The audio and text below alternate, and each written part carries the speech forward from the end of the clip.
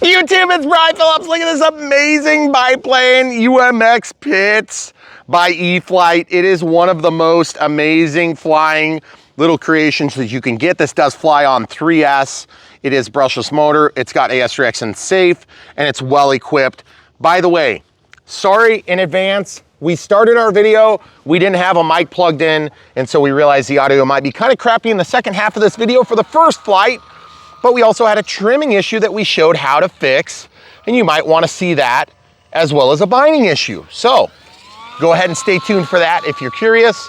For now, we're just going to do an amazing flight. And an amazing flight this plane will do. Look how amazing it is, guys. We're just in super tight quarters and yet not lame-o flight. Just amazing, cool tricks that you shouldn't be able to do with little planes. Look at this upside down loops. That takes a lot of juice for most planes. Do some upside down big loops. And very good roll rate. Camera crew gets tested on these little planes, by the way. I was gonna say. We'll just bring it in for a nice, smooth, relaxing pass. And as you can see, our snow is melting, which is just glorious and amazing. I'm so happy. We're gonna do an inside pass here. You good? Mm-hmm. There's full speed. As you can see, it's got plenty of ups. I don't want to call it completely unlimited vertical because you'd probably run out of power before you got too high up there. But yes, telemetry equipped. It's got all the good stuff you want because this is a bind and fly from E-flite, which means you're not going to skimp on any of that stuff, which is super nice. That being said, it is gorgeous, striking, but it is EPS. That's one drawback for some of you. You're going to be like, that's a weak foam. It's going to break easy. Well, to be perfectly frank, you shouldn't be flying this plane if you're a noob anyway. But if you're a second, third, fourth plane, no problem at all. Of course, you have safe to help make it easier. And guys, we were not getting UMX planes like this when I started. And I started just 8 years ago. These UMXs are so much better.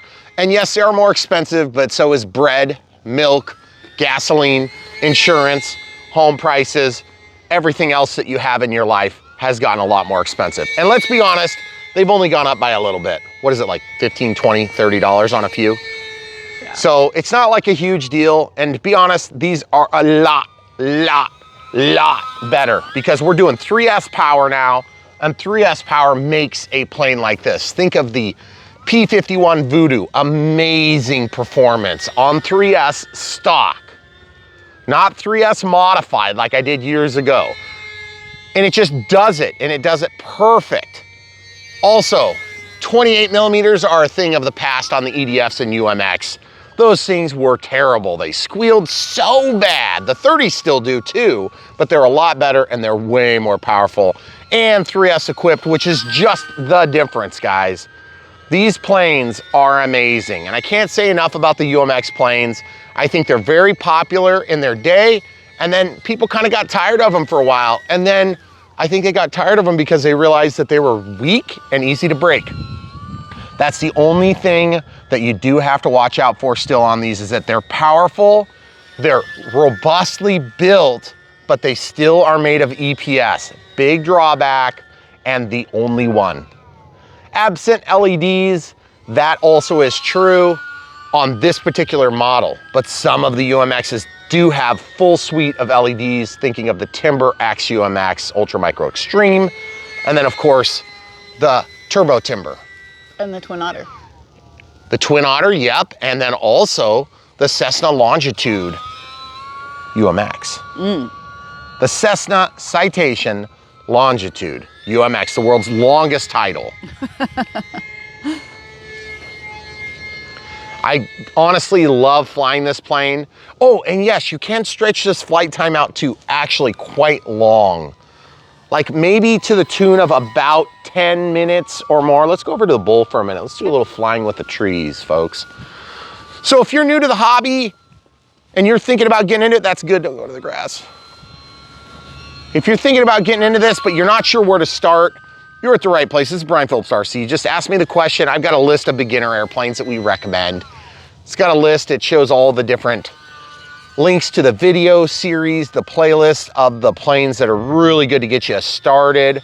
We show our kids flying these planes. I mean, it's not like it's just me. I'm getting to be a little bit more of a seasoned pilot. I'm still making a lot of mistakes. I share how to fix mistakes, how to improve as we go. And that's what we do here on Brian Phillips RC. So if you're new to the channel, welcome. There's always new people. And so you're in the right place if you're trying to learn to fly.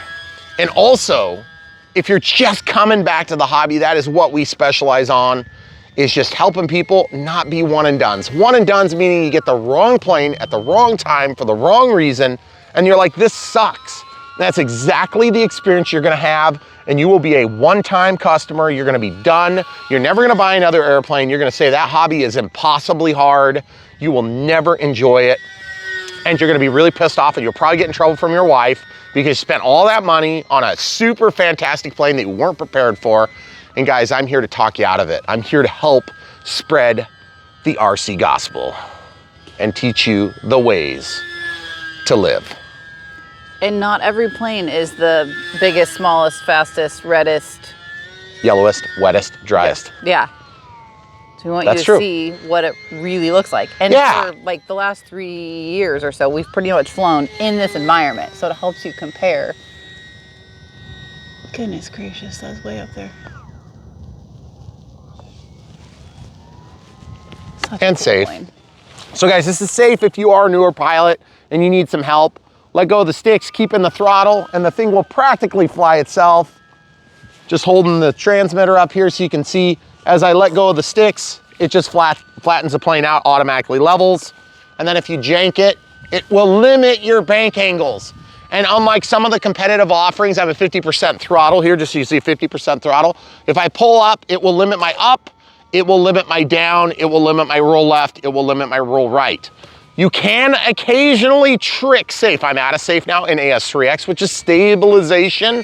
Stabilization is a new technology, not new this year or new this week, but it's new if you're coming back to the hobby. It's not something that we had. Gyros were around in helicopters, you know, and they worked, you know, moderately well on the tail. Now we have AS3X and safe on every flying aircraft. And they work so good because basically it helps with environmental impact, like the wind that is at my back. Let's go fly by the windsock just to show you how the wind is. The wind is not dead calm, guys. Look at this. Look at this. There is a giant windsock that's 22 feet long, okay? That is getting moved. It's a heavy, thick, tarp-like material. It is not a calibrated windsock from PPG, although I used to have those and they died within a year. I said, screw that crap. I'm gonna get something that holds up a little better, so those are kite tails. And so we're here to help you guys, and we wanna give you a good shot at learning the hobby and getting the most out of it. Not just what we love or what the manufacturers we work with wanna sell you. Obviously, we wanna help sell their stuff. That's how we build relationships with these people. But at the end of the day, if you don't like this Pitts, don't buy it. It's not the plane for you. If you love it, buy it. It's the plane for you. You know, it's not rocket science. If you're not prepared for this, if you're not skilled enough for this one yet, don't worry about it. Just come back to it. Or if you've got unlimited resources and you want it sitting in your basement for when you are ready, that's what some people do. But I'm gonna warn you, with foamies, they deteriorate fine in the box. You won't have any wear and tear to worry about. But what I am gonna tell you is that technology is improving all the time. So if you love an F-16 or you love a J-11 fighter jet from China, or if you love the Su-27, or if you love the F-14, or you love the F-15, or the F-16, or the F-18, or I was gonna say 17, that would have made me sound like a complete idiot. That's what I would have said. But at the same time, I'm just saying, those are the types of airplanes that are really advanced, and you might get one just to spur you on. It's like flying in first class to remind you you don't want to be poor or something weird like that. Oop, that is an oscillation. That is, you guys hear that? That's low voltage warning. It's not low voltage cutoff, it's low voltage warning. Get out of your throttle and you'll get it back. See, there's full throttle again. It's gonna hit low voltage warning again. There it is. Now I just get out of the throttle, point the nose down, keep it flying, and then I've got pretty much power to do 30, 40%, no problem. There it is, guys. What an amazing experience. This plane is beautiful. It's easy handling. It's fun to fly. Newer pilots should have no problem flying this, but I wouldn't recommend it as a beginner plane. And by the way, if you're a beginner and you're just learning to fly, how do you do this? You buy that thing, you put it up on top of your counter or your desk at work, and you say, I want to do that. And you use it to spar you on and encourage you that you can do it. And what's going to happen is, after you watch about 400 or 500 hours of videos from Brian Phillips RC, which would be I think 3 or 4 videos, then you can start learning how to do it on your own. You don't need to, I don't teach you how to fly. You teach yourself how to fly with Safe and AS3X. And you also use things like simulators to help when the weather's terrible. We go out and fly in the weather that's terrible because these manufacturers are working with us trying to get all their stuff out to the market. And of course, we want to share it, and I love flying these airplanes. And we literally have hundreds of them in our basement. I mean, literally hundreds. We're busting at the seams. I got to build a building to store all of them. So at the end of the day, I love these things just like the rest of you. I love them, love them, love them, and I want you guys to love them too. But I want you to love the right ones, because when you're new and you're operating on a limited budget and you don't have manufacturers sending you stuff to review, I completely get it. You'd be crazy to buy everything we review. We've been there. We've unless you won the lotto, and then you can maybe buy it all. But at the end of the day, I love these things. They're so much fun, and I found so many different things that I didn't know I loved because I've been involved in this industry, and just in this little way, we can help grow it. Because after all, we need power and control. Power and might comes from having a lot of people involved in a hobby, sport, or industry. And to be frank, if you're just coming back to the hobby, you know what's going on. Everybody that used to build from stick, they're dying off. I hate to break it to you. I knew people that are dead now that used to do it. They loved it. I loved enjoying it with them. One of them was my grandpa. Okay, you don't live forever, so get into this stuff now. You don't have forever. You're not guaranteed tomorrow. You might get plowed by a beer truck tomorrow. But the thing is, if you have a UMX and you get to fly it, you get to live and love your family and all those good things that you expect out of life, that's amazing. And this is one of them. If you're even remotely interested in this, don't pass it up. We had a guy that came out, a friend of my dad's. He used to fly years and years and years ago. And he came out and Brian handed him the Navy vet. Yeah. And he hadn't flown in years. And probably 50 years he hadn't flown. And he sat there and he flew that little plane. It was super cool. It was just a little ready to fly. So cool. It was like a BF-109 or a Spitfire, I can't remember, but it was just a little cheapy plane that probably cost $110. And he picked it up. So if you haven't flown forever and you think, know how to do it. You do. It's like riding a bike, except expensive, and you can run into your own head with it. So but don't do that. Don't do that. But we're here to help you, and we're here to help you set up these complicated things that look really scary if you're not into technology. We'll help you get where you need to be so that you don't need to watch our 3-hour-long videos anymore. We're going to teach you what you need to know so you can apply to what you already know, and then you can be better at it. It's not rocket science here, except for when we do rockets.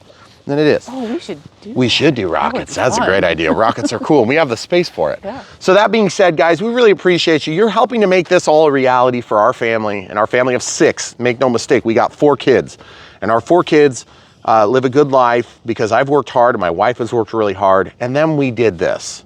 This is just something that's like the cherry on the top, if you want to call it that. We love doing it. We don't need to do it.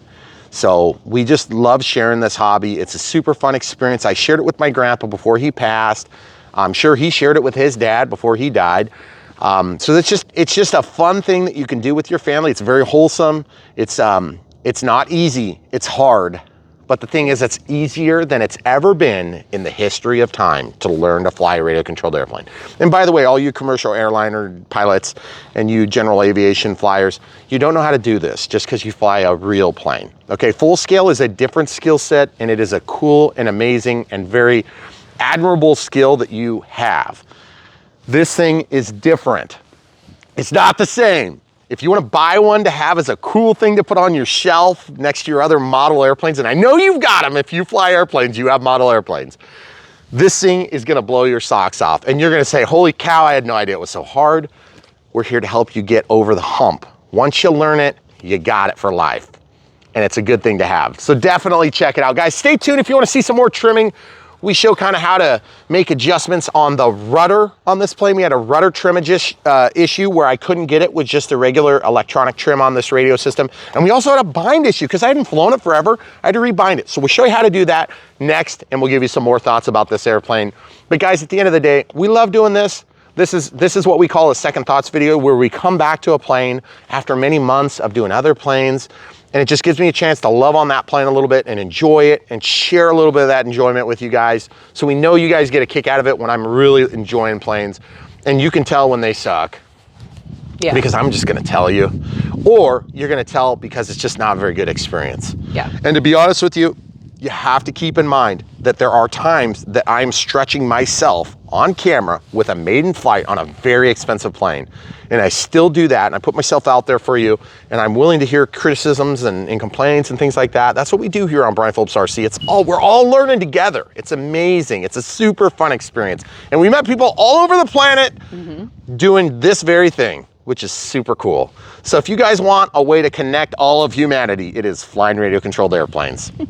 So anyway, enough about that. This thing is awesome. If you don't already have one, if you haven't ever experienced an Ultra Micro Extreme, this is definitely not your E-Sheen. This is definitely not your Volantex. This is definitely, what's the stupid name they're going by now? I don't know, they just changed it again. Like dog turd or something. I mean, they come up with the stupidest names China does. But the thing is, it's like they're all made in Shenzhen, China. Okay, yeah. I'm not trying to beat up China over this stuff. They do some good quality airplanes for us.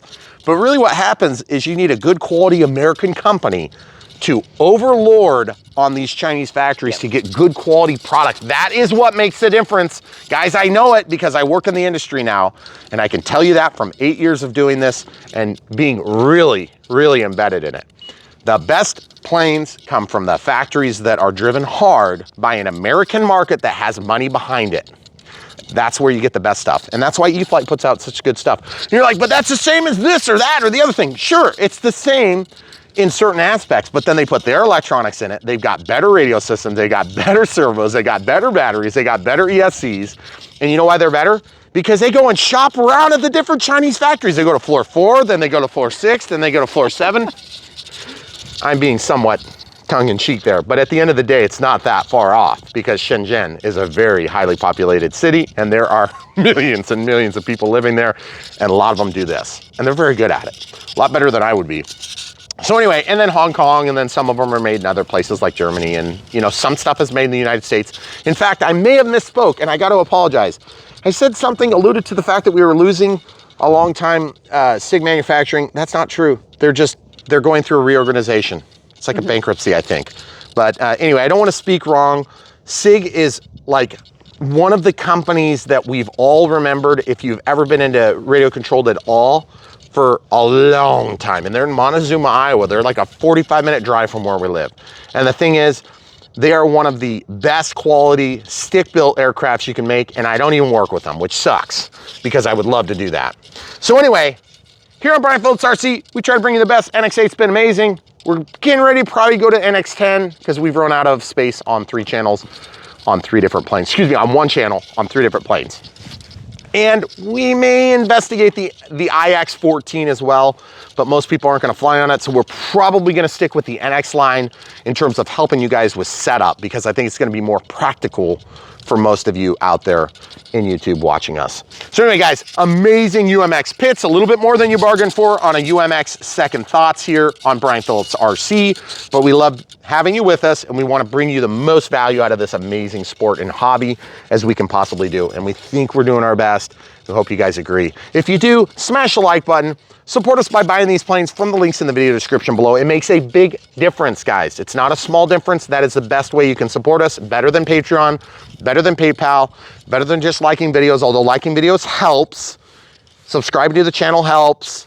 Clicking the bell for notification helps. But really, the best thing you can do to support us immediately, right now, today, would be to buy this plane or another plane that you love. And we have links to tons of them down there. If you hated this one, don't worry. Or if you like the 1400 millimeter, don't worry. You get that too. If you like the 850 millimeter, you can get that too. 850 millimeter is about twice the size. 1400 millimeter is about this big from wingtip to that wingtip. It's big and glorious. It is. So guys, we do it all here on Brian Phillips RC, or at least we're trying to do it all, and it takes time to do it all. So we appreciate you coming back, because there's more. YouTube, it's Brian Phillips. Look at this, second thoughts on the UMX pits. We've had a few people asking about UMX planes lately, and so I was like, you know what, we got to get out and fly some of these things because we have some gorgeous weather, and this is a perfect wintertime RC experience. Now, just real quick, these new UMX, the newest ones that are out, are flying on 3S packs, which is super nice. They don't have to be this particular pack as long as you have a JST connection. JST is far superior, in my opinion, to the micro pH that we had on the UMXs of the past, but some of the UMXs still use that, so you have to pay special attention to what batteries you need. As usual, we link to those in the video. Okay, 5-minute flight time set. We're gonna go ahead and take off, except it's not initiated, so we'll be right back. Okay, so I've noticed this a couple of times. When we do second thoughts, you guys know sometimes it's months later. In this case, it's been some time. UMX Pits is pulled up, definitely have the right plane. So I'm gonna click, and I'm just gonna go down to bind and just hit yes, bind. So now it's connecting. I don't know why you have to do that. It shouldn't really have to be done, but at the same time, I've seen it before, and I'm sure I'll see it again.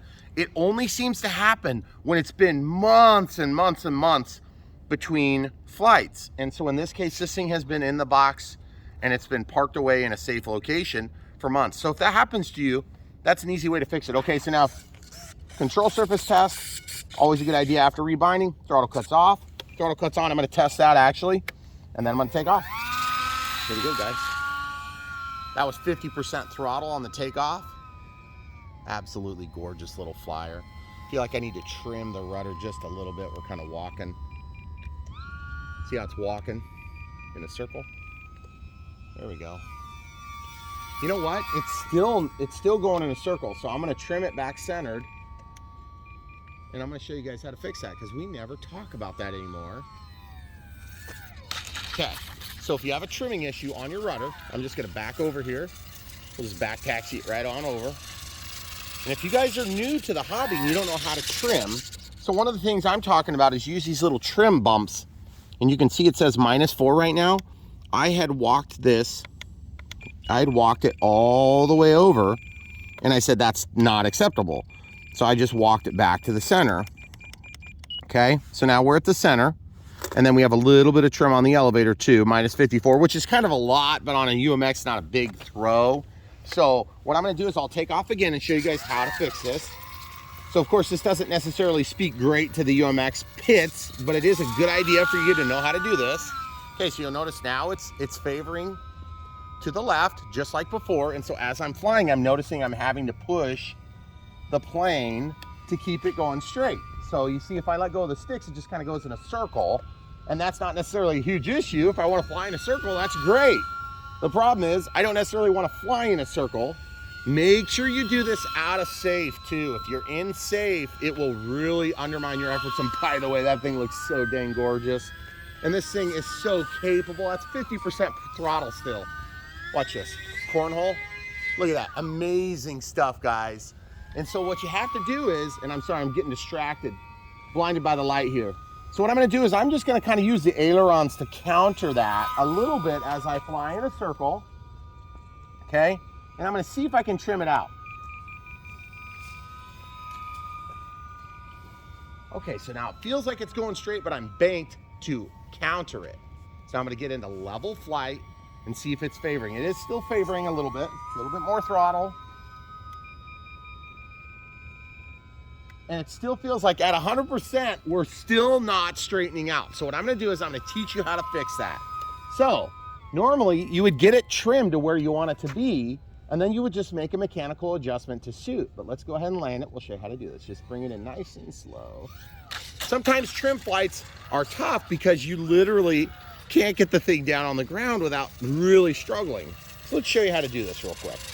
Okay, so throttle cuts on, and these are super easy on UMX planes because when I'm flying along, okay, now hold that up so I can point on it. I want this thing to be as though I'm holding the stick like that. So I just need it to come over this way. So all you have to do is either grab some small pliers, or you can just take your fingers on most of these UMX planes and just give it a quick squeeze. And that's gonna pull that over. So now my trim is gonna be messed up, admittedly. So I'm gonna go right to the center. Okay, so I'm at 0 now. So let's see how this works. Okay, so throttle cuts off. Okay, get it in the air. So now it's still kind of, wait, did I go the other direction now? You were favoring to the left before. Oh, it's finally going there. Straight, guys. Look at that. Now, let's talk about how to fix it, because I am at 100% trim. And look how perfect that is. Guys, it's just in a perfect circle. And to be honest, sometimes we fly these planes in conditions where it's windy and you just don't have a great opportunity to fix that. So it's always best to do your trim flights in a nice, calm day, which is unusual in the winter. Okay, so we're just gonna let this stall down and then flare at the very end. And then we'll back taxi to us and we'll show you how to finish the adjustment. So this is the same on any plane. It just happens to be super easy to demonstrate on a UMX because it's so easy to adjust. Okay, so we are gonna look at this. See, that's at minus 100. Throttle cuts on for safety. I'm gonna have the camera crew just hold this. Now, we know what direction we need this thing to be, because now if I hold this flat and level, you can see the attitude or the angle that you want this to be positioned, okay? You can also see that the tail dragger is a little bit out of angle with that. That's not a big deal. You can adjust those things pretty easy. But what I wanna do is I wanna just pay special attention to the angle that I see it at, and then I'm gonna hold that up for me. I'm gonna basically center my trim and then make it do that mechanically, okay? So keep holding it up the whole time. So now I'm gonna center my trim to 0, just like we did before. And you can see it pulled back over. So I just need to go until it gets back to the position that it was before. So I'm gonna squeeze that with my fingers, and we're just past 0, maybe just a hair more. And yes, there's a little bit of guess and check on this. And then I wanna show you one other thing. You see how that's up at a steep angle? That can allow that rudder to pop out. So we are going to pause and come right back and show you how to fix that. So we came into the garage, got some needle nose pliers, and what we were talking about earlier was that this thing was at a weird angle, okay? So now you don't want that at a weird angle, but you do want it to pull it in still. But also in our case, all we need to do is really replicate this angle to get us a straight flight, okay? So what I'm gonna do is I'm gonna lay this back down.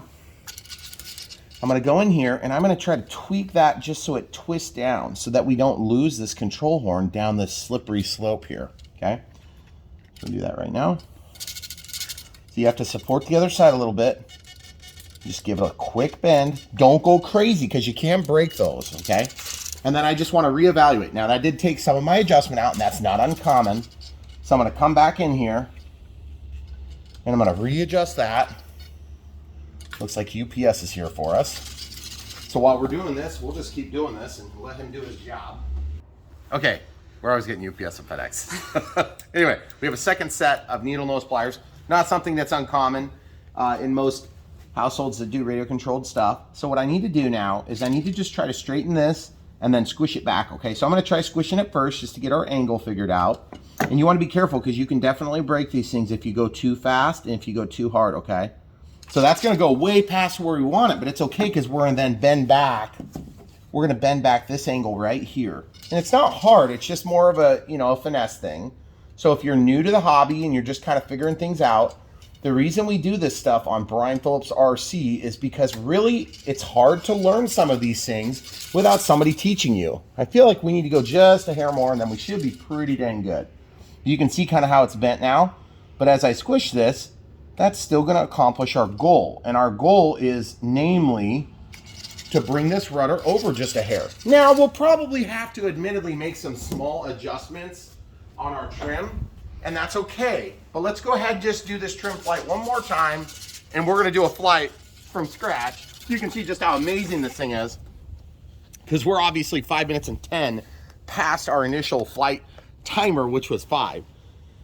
Okay, so here we go. A little bit of issues on the ground handling now, but as you can see, it's more or less going straight. I'm just gonna kind of show you guys a little bit of propensity to go to the, there we go. Now it's straightened out.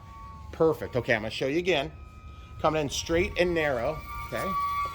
See that? Just a little teeny bit of propensity the other way now, which is perfect. Okay, great. So we found the center. Here we go, guys. Now we're gonna do some crazy aerobatic maneuvers. Just show you how amazing this is. Let's come out just a couple more steps. So this thing is a super, super fun plane. Tons of authority in all the different axes of control. Okay, here we go. Upside down flight performance is amazing. I'm at 50% stick input. Look at this, 50% stick input, and I can do a roll. upside down, which is just amazing. Nice little stall turn there. Let's bring it out here a little bit. And it's so much fun because the visibility is so good on this plane. And I really love flying UMXs because they're one of the few small planes that actually work well. We have another delivery, goodness gracious. I guess we picked the wrong time to film, right? Well, we already had stuff earlier. So basically, this is a 5-minute flight timer on that 300 milliamp 3S. But really, at the end of the day, this thing will probably go, I would not stand on that edge there, camera crew. That is juicy. I don't know if you guys have had snow, but we've had crazy amounts of snow.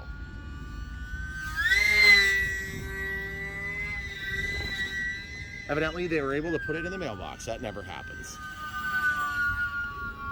So guys, hopefully this video helped you on trimming your little UMX plane. And remember, you can apply that to any of the control axis, whether it's an aileron or a pair of ailerons, or if it's a rudder or if it's an elevator, it's the same function.